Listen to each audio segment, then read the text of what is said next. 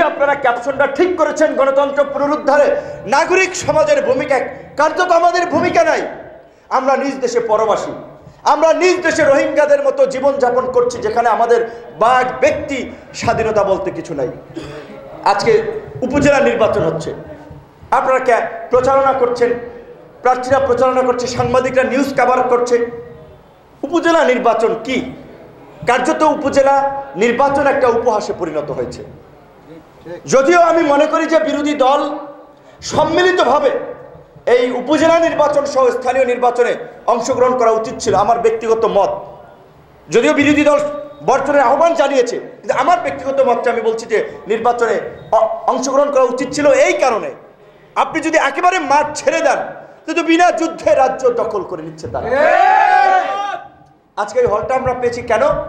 এই হলের সাধারণ সম্পাদক, বিএনপির জেলার আহ্বায়ক, তার যে ক্ষমতা আছে, তার যে অধিকার আছে, সেই বলে তিনি এই হলটা আমাদেরকে দিয়েছেন। যদি বিএনপির আহ্বায়ক না থাকতো হলটা আমরা পেতাম না।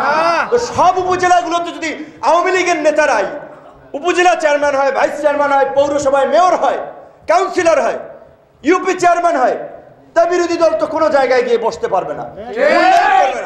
তো কাজে বিনা যুদ্ধকে আমরা সব ছেড়ে দেব? পাকিস্তান ইমরান খানকে দেখেন নাই?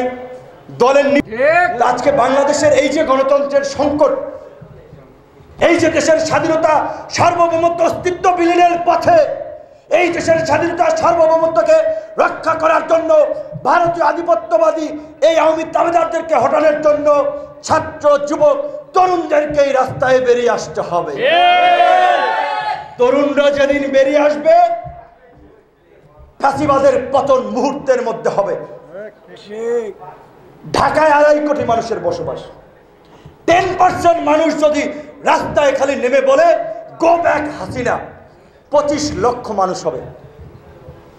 এতদিন অনেক রথী মহারথীরা জোট গঠন করেছেন, ফ্রন্ট গঠন করেছেন, জাতির সর্বনাশ করেছেন এইগুলো গঠন করে। জাতির মুক্তি দিতে পারেন নাই, মুক্তির পথ দেখাতে পারেন নাই।